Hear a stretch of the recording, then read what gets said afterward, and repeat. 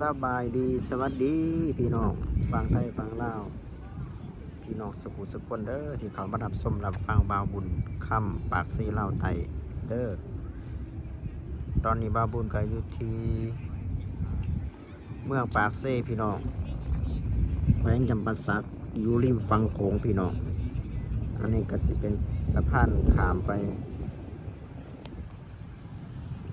วัดผู้สะเดาพี่น้องเป็นสะพานข้ามไปด้าน2 เมกว่างเตากระสิยาวไปทางฝุ่นเลยรถพี่น้องรถกระสิเดินไปทางฝุ่นเลยไปหอด2 เมกว่างเตาอุบลเนาะพุ่นละอันนี้กระสิเสื่อมต่อมายังเมืองปากเซ่นี่พี่น้องสะพานคือเมืองปากเซ่พี่น้องมาบุญอยู่ริมฝั่งโขงริมโขงบรรยากาศยามแรงพี่น้องสวยยามแรงเลยเสียงลมบรรยากาศดีพี่น้องอยู่ริมปากเซ่ริมฝั่งโขงรายงานอยู่แดงตะเวนกำลังตกดินพี่น้องทำงานเลยเขาเจ้ามายางมาวิ่งออกกำลังกายยามแดงพี่น้องหลายผู้หลายคนหลายบอกแล่บอลมาก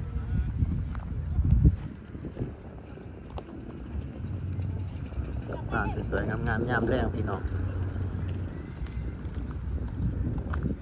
เขาเจ้าก็นั่งใส่มองโต๊ะมองกันพี่น้องนี่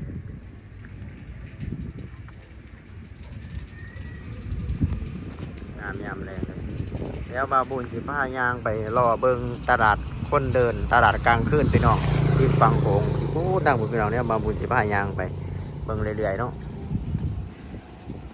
มีบรรยากาศรอบๆ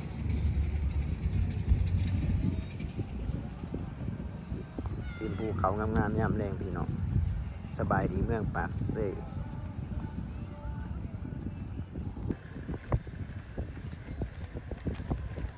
สวยงามยามแรง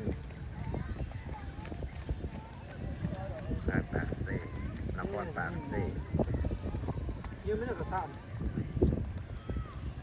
เมืองนครปากเซ่จำปาสักลาวไต่ท้องฟ้าสวยงามคักขนาดพี่น้อง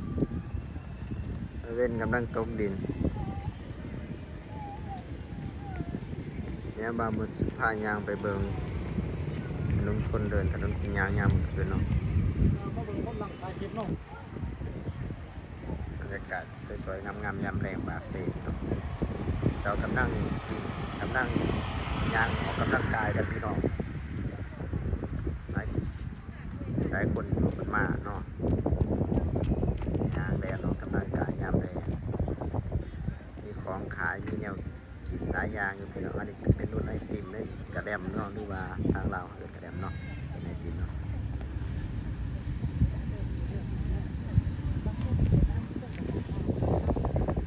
แกเป็นสาวพี่น้องไม่จะพูดสวยๆงามๆสาวเมืองปากเซ่